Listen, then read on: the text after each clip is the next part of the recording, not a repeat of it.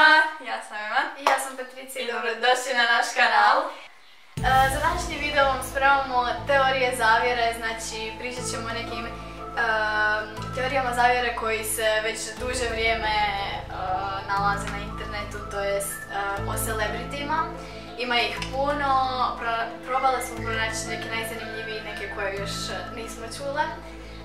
Tako da, evo, mene jako iskreno zanima, tako da možemo krenuti. Stvarno su zanimljivi i nadam se da nećemo biti jako dosadne. Prva teorija zavjere kaže da je Beyoncé sestri Solange zapravo majka. Kaže da se prema brojnim glasinama govori da je Beyoncé zapravo rođena 1974. a ne 1981.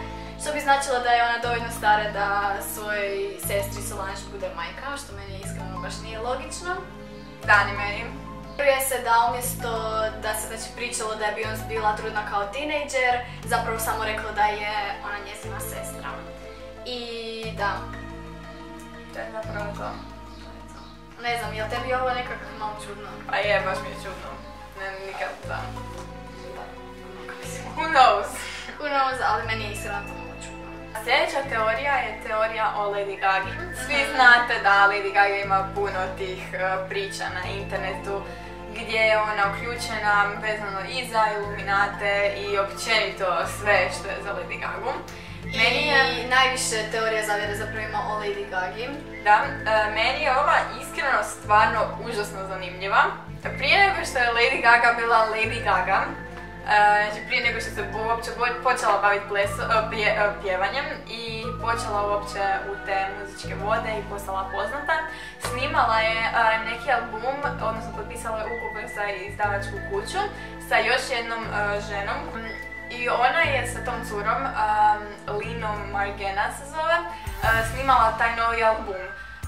One nisu uspjele dovršiti taj novi album zato jer se ta Lina ubila. Mislim, kaže se da je ubila. Ali one su zapravo full slične i pretpostavlja se da je...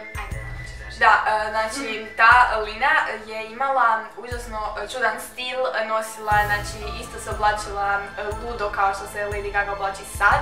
Znači, pa se nekako misli da, s obzirom da su one bile jako slične tad, da je zapravo Lady Gaga nju ubila, a ne da se ona sama ubila. I preuzela njezin stil, ponašanje i sve slično. Isto u jednom intervju sa tom Linom mamom je rekla da sumnja i rekla je da se njezina čerka nikad ne bi ubila, nego da misli da je neko gurnuo. I još nešto što je užasno creepy, znači ona je kao skočila s balkona, znaš.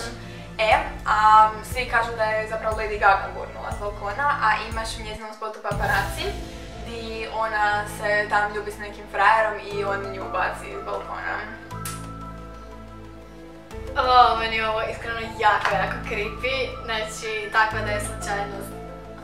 Ja mrzim takve creepy stvari koje se tako baš podudaraju. Da. Znači da je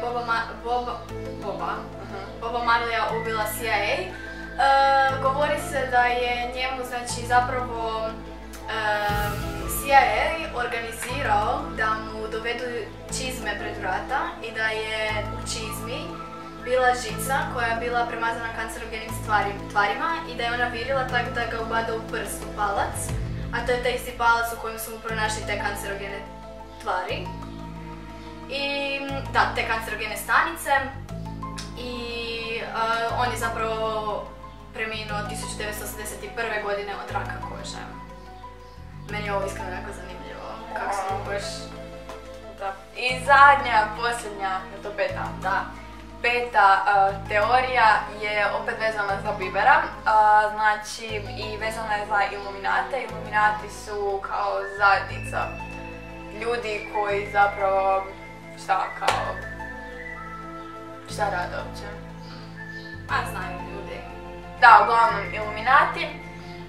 Vezana je za Illuminatije, imamo Justinovu pjesmu Baby, prva ikada, i refren. Stavit ćemo zapravo sad klip, refren ide ovako.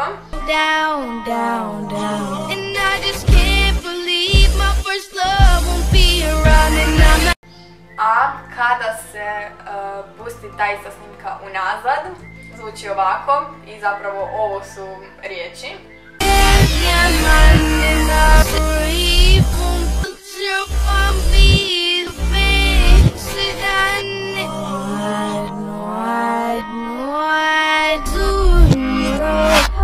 Zapravo Justin Bieber jedini kod kojeg su to otkrili. Ja sam vidjela i Lady Gagu, i Beyoncé, i Ariana Grande. Da, i ja sam vidjela kod Miley Cyrus da su ih se stavili kod Iskreno, Beatlesa. jedino što je meni čudno kod toga svega je kako oni kad pišu pjesmu razmišljaju kako će ona zvučati unazad. I zar su ljudi, kad je ta Baby pjesma izašla? Davno, onak. Zar su ljudi znali šta je Illuminati tad? Je to bilo tad poznato? Pa nije bilo poznato, ali Illuminati onak postoje od... A znam, da. Tako da jedino je meni to čudno, ali da, eto, puno teorija zavjere govori o tome, tako da smo mi to željeli ispričati. I to bi bilo to za ovaj video. Ako vam se video svidio, dajte mu veliki like, kao i uvijek pretplatite se na kanal. Nadamo se da uživate u ovim 10 days of 2CB i da nismo jako dosadne svaki dan, ali... Da, nadam se da su vam videi zanimljivi, mi se stavno trudimo. Da. I da, eto, vidimo se sutra. Vidimo se sutra. Da, u isto vrijeme, na istom mjestu i ko zna šta ćemo u sutrašnjem videu raditi. Ok, volim vas puno. Bok!